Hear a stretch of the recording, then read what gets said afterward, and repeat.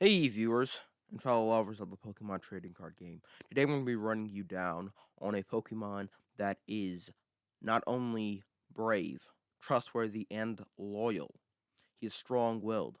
Today we're going to talk about the valiant Pokemon, Braviary. Now, before we can take a look at Braviary cards, we're going to need to take a look at Rufflet cards. First Rufflet card we've ever gotten came out in Emerging Powers, which is a set we got all the way back in the black and white era of the trading card game. The set released August 31st, 2011. Now, this Rufflet is nothing to brag about. We've seen it before, and we'll see it again.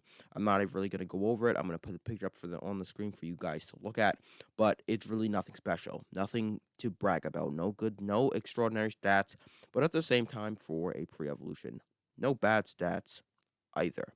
Now, we got another Rufflet card within the same set, and he shares almost everything to the Rufflet card we've seen before, except the final attack, which is slightly different, but I could even argue that it is slightly worse. So this Rufflet card is also not high up in my expectations to be played in a Braviary deck, even at the time it was being released, being one of two Braviary cards, and the other one being definitely a better card than it, in my opinion. Our next Rufflet card is my favorite. It was released in Dragons Exalted, and although it has 50 HP, which is less than the other Rufflets that we've seen, it definitely has a much better attack.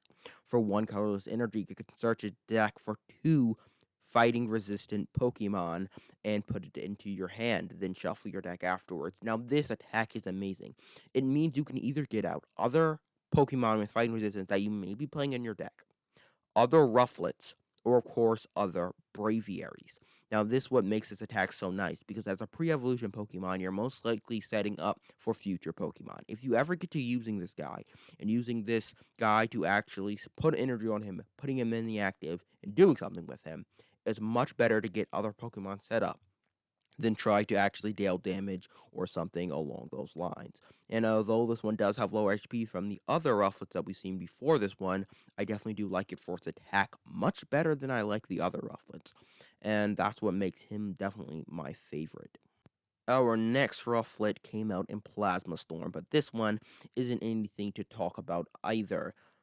He has 50 HP and an attack that is very mediocre, to say the least. Nothing really to talk about with this current Rufflet. Our next Rufflet came up in Breakthrough, and as mediocre as the last, there's nothing really to report about this one. I might even, for some people's eyes, be worse than the last one, but that is a topic of debate. I just want to say, a Rufflet to be used to evolve into Braviary, but not a Rufflet to speak about. Our next Rowlet came out in Steam Siege. And now, this Rowlet, though it does go back up to 60 HP, everything else is what we've seen before, as well as having an attack that does 10 damage to himself. Being the fact that, although he does have, understand this, 10 HP more than the other Rowlets that we've seen, other than the first two, the 10 damage to himself makes him a more of a liability than you would realize as a pre-evolution Pokemon. Definitely one of my least favorites of all the Rowlets. Our newest and final Rufflet came out in Cosmic Eclipse. Now, this Rufflet goes back up to 60 HP like some of the other ones we've seen before, with a retreat cost of 1, a weakness to lightning, and a resistance to fighting. His one and only attack is Fury Attack.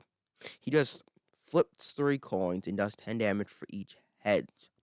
Now, flipping coins attacks, especially ones in which you don't do any damage if you flip all tails, are always risky to use. On the off chance that you flip all heads, you're doing 30 damage, which, let's be honest, is not a lot.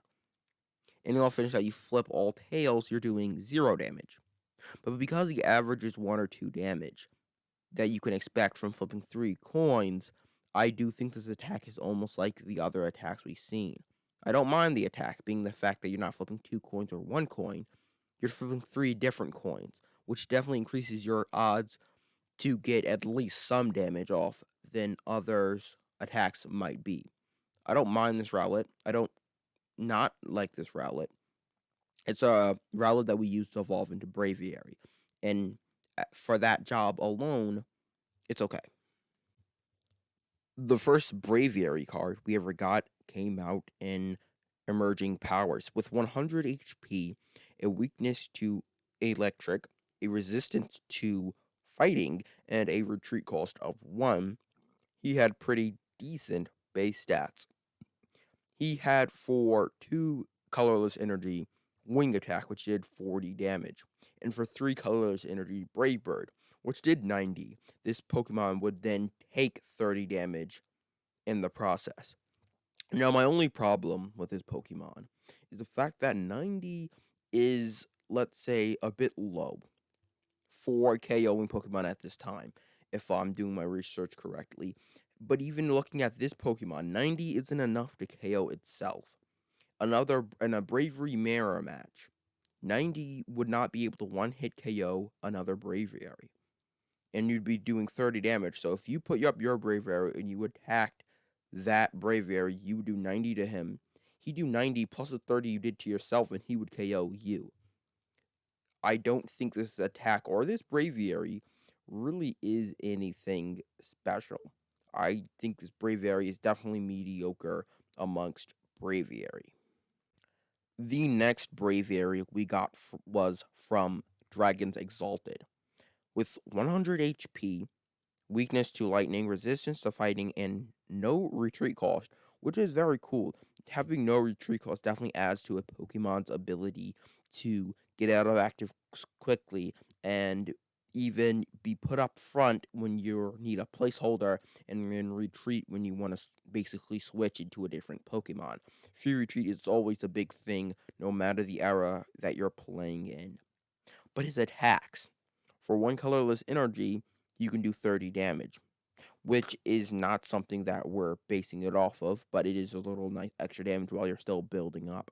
But for his main attack, you do 3 colorless energy, and you flip 3 coins. For each head, you do 50 damage to the opponent's Pokemon. Now, the important thing to notice about this is that min-max, minimum you do 0 damage. Maximum you do 150 damage. On average, you'll be doing about 50 or 100 damage. Now, I don't really like those odds. There will be times when you can KO another Braviary. There'll be times where you can't KO anything. And on average, when you're really thinking about it, you're most likely could be getting 1 heads or 2 heads. And that's 100 damage was not a lot. At the time even, it was not a lot. It can KO a Braviary, sure, but it's not something that you go around and you're taking out all the best decks with 100 damage. You're going to need a little bit more than 100. And being the fact that there's only a small margin of a chance that you're getting 150, you can basically say that this attack really isn't going to drive a Braviary deck home. The free retreat cost is nice though, and the chance of getting 150 damage is very much welcome. But on the offset, they usually get 0 damage and just get hit out, and your opponent gets a prize. I don't think is what is honestly going to make this the playable deck, this Braviary in itself. In Plasma Storm, we had another Braviary with 100 HP, weakness to lightning, resistance to fighting, and 2 retreat cost.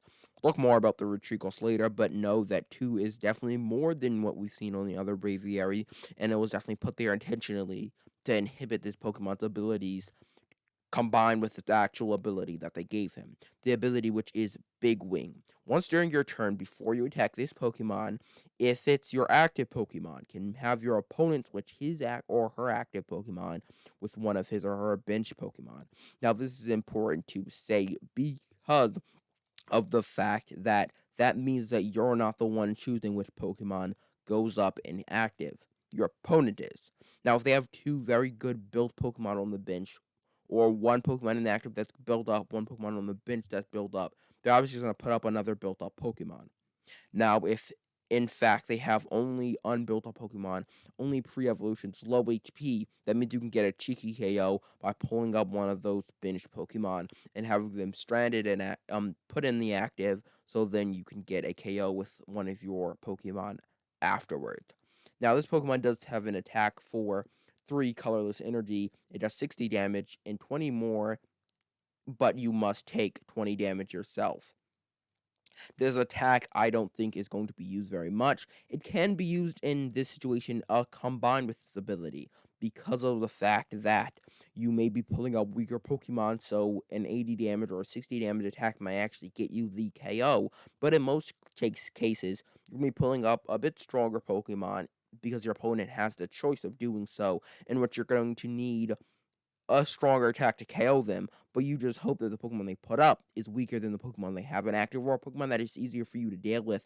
Say your opponent has a Pokemon with an ability that locks you out of a certain type of card, and you just want it gone. You just want it out of here. Big Wing is going to help you out with that in that case. Now, the 2 retreat cost is crippling for this Pokemon because of its ability. You cannot just retreat out of the active easily because of the fact that you have 2 retreat costs. Normally, with 1 retreat cost, 1 attachment, you retreat, you discard the energy. 2 retreat costs, you'd have to attach twice or use a special energy of some kind to get that energy on so that you can move to the bench. And that's why 2 retreat costs, even though it's 1 retreat cost more than 1, is definitely more crippling than if you just 1 retreat cost. And if we really wanted this Pokemon to be really good, we would want to have him with 3 retreat cost. But obviously, they didn't want that to happen with this card. Now, an important thing to play with this card is switching cards, because with a switch card, you can retreat for free without having to pay any amount of energy. So being able to switch out into the bench with another one of your Pokemon after you had your opponent switch their Pokemon to get a cheeky KO or an easy KO on one of the Pokemon that they had to pull up, then that is what this Pokemon is used for. It's definitely a support Pokemon, and I like it very much in that aspect. It's a support Pokemon to help other Pokemon get easier KOs. Next up is the Braviary from Breakthrough. With 100 HP, a weakness to lightning, a resistance to fighting, and a double retreat cost. Now, the double retreat cost is not a huge thing. Just make sure you play a lot of switching cards. It's not going to inhibit the Pokemon's ability to deal damage and go throughout the way. Just make sure you're playing the non-switch cards. So if you are in a pinch and you need to get this Pokemon out of active, you have a way to. Now, for 2 colorless energy, 30 damage, no, we don't like the attack. 4 colorless energy, flip 2 coins, 80 for each heads. I'll be honest, I don't like it either. Now, the thing is that on the off chance that you flip 2 heads, let's say we do that and we get 160 damage. Nice damage. A good amount of damage. But not only can we not hit it consistently, but say we hit flip no heads, 2 tails in a row. We then do 0 damage, and we just put 4 energy, mind you, on for 0 damage. Say we even hit the average 1 head and we're getting 80 damage off. That's not even enough to KO a Braviary. Sure, you get some times where you're getting 160 KOing some pretty tough Pokemon, but there'll be also times where you can't even KO a Ruffle. And in those cases, well, this Pokemon is uninspiring. I definitely would not be playing this Pokemon in particular as a Braviary. It's time for the Steam Siege. The Braviary from Steam Siege has a bit more HP from what we've seen normally, going up to 120 HP. Now, it has a weakness to lightning and resistance to fighting, standard stat line that we've seen in this video. 2 retreat cost, although it's not a huge thing, we will be talking about it later in the video. For 2 colorless energy, this Pokemon can do 20 damage. Flip a coin, and if heads, it does 50 more damage. I don't like this attack. I'll just say it straight up. But don't worry, he has another attack that could redeem him. For 3 colorless energy, 120 damage. But there is, of course, a downside. You minus this damage by 20 for each colorless energy in your opponent's Pokemon's retreat cost. Now, this is a big thing, because in most cases you're minusing it by 20, only going down to 100 damage. Some cases you'll be minusing it by 0, but in most cases it will be 1 retreat cost, going down to 100 damage. And that already puts it not enough to KO itself. But because if you're in a mirror match and you're fighting this Bravery against a Bravery of the same kind, you'll be doing 80 damage, minus 40 for the 2 retreat cost on this card. Now, this is definitely a big thing because a lot of Pokemon show up with 2 retreat cost, meaning you'll only be doing 80 damage for 3 energy. Now, this is a flip coin type of thing. If you find that most people are playing Pokemon with a lot of retreat cost, this ability is garbage. If you find that most people are playing Pokemon with no retreat cost, then this attack, not ability, this attack is not bad. But I will say that in most cases, you'll be doing at least 80, 100 damage. You'll never usually be able to get the full 120 out of this attack. But that's okay in some situations. 100 plus 100, a 2-hit KO on most Pokemon at the time. It's not bad in my opinion, not bad at all. You can actually get away and squeak out some really cool victories and go get 8 KOs with 100 damage. But there will be times, which is why I don't really like this attack, in which you'll be doing a very little bit of damage for a Pokemon that have 4/3 retreat cost. We're talking minusing your damage by 80, by 60, brings you down to 60 or 40 damage for 3 energy. It's not ideal. It's definitely not ideal. The last Braviary we've ever gotten showed up in Cosmic Eclipse. Now, this Braviary with 130 HP has the most HP we've seen so far. A weakness to lightning and a resistance to fighting. Retreat cost of 1. Retreat cost of 1 is fine. The resistance to fighting is okay. The weakness to lightning I don't really like. During the time of Cosmic Eclipse, lightning Pokemon definitely were one of the best decks around. And being weak to it is not something you want to be seeing a lot of. Especially when you're trying to do this to be the main Pokemon in your deck. But for 1 colorless energy, it could do 30 damage. The defending Pokemon could not retreat on your opponent's next turn. Now, they could still switch, which is a big thing. Being able to switch is much different from being able to retreat. But reducing the amount of chance your opponent will have to get out of the active. If this is an open deck tournament and you know that your opponent is not playing any switching cards, not being able to retreat means whatever Pokemon they have in active, they can't get out of active. If you have some way to strand a Pokemon up there that they did not expect to have up there, you could actually stall out the game for enough time for you to either get a victory, set up for a victory, or just win by them not being able to come back from this stalling that you've been doing on them. The second attack, on the other hand, 4 energy, 140 damage, discard 2 energy from this Pokemon, I can't get behind. Now, in all cases, if you're playing against other single prize Pokemon, in most cases, you'll be getting a decent KO or 2. Easy. 140 is definitely enough to get KO in most single prize Pokemon. But during the time of Cosmic Eclipse, we know that there's double prized Pokemon, even 3 prize Pokemon running around and winning tournaments and being some of the best decks in the world. And 140 damage is not enough to get a KO on most of those Pokemon. And because you are a colorless Pokemon, you're not hitting weakness on anybody. Nobody. So that is important to note. And then add on the fact that you're discarding 2 energy. You're putting on 4 to do 140 and then discarding 2. In the format this Pokemon was introduced in, not great. And a format against other single prize Pokemon or other Braviaries, if we're just talking about them like we did for most of this video, I still don't honestly like this attack. Although I do think it can get you through the game quite nicely when you're talking about situations in which you're fighting single prize Pokemon. But when you're fighting other type of Pokemon and more stronger Pokemon with double prizes or triple prizes, you really can't get away with 140 damage for 4 energy, not to mention you're losing some of that energy after the attack, so you have to repower up. Not a good Pokemon card in that sense. As for the best Rufflet in the Pokemon trading card game, I'll have to go with the Rufflet from Dragon Exalted. Although his HP was a little bit lower than the other Rufflets we've seen, his ability to search out your Braviaries and your other Rufflets made him a great asset, not to mention being able to search out other Pokemon you may be playing in your deck. This Rufflet definitely takes the cake over all the other Rufflets, in my opinion, for its ability to be able to set up your future attackers and your future Pokemon. Good on him. As for the best Braviary, on the other hand, that's another story. We've had a lot of Braviaries time and time again, and I think the best one may be the one from Plasma Storm. None of the Braviaries really are solid attackers, and this one from Plasma Storm's ability to support other Pokemon that can be good attackers makes him, in my opinion, the best Braviary that we've gotten. For an overall score, I'll give Braviary a 50%. A 50, a 5 out of 10.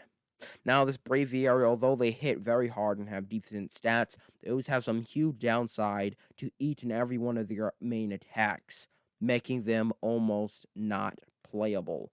These downsides can either slightly hinder Braviary, make him completely useless, or in some cases be a slight annoyance.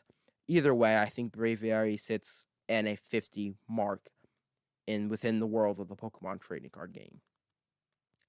If you like this style of video, like this video concept, or like this video in any way, make sure you like the video because you liked it. And if you think your friends would like the video just as much as you did, make sure you share it with them or share with anybody else that you may find that would like this video. More importantly, that if you'd like to see more videos of this style and this stature, make sure you subscribe to the channel. Hopefully we'll be pushing out one of these videos every single week, so make sure you come back every week to check up and see if we've uploaded a new one. And until then, we'll see you guys later. Have a nice day. Make it special.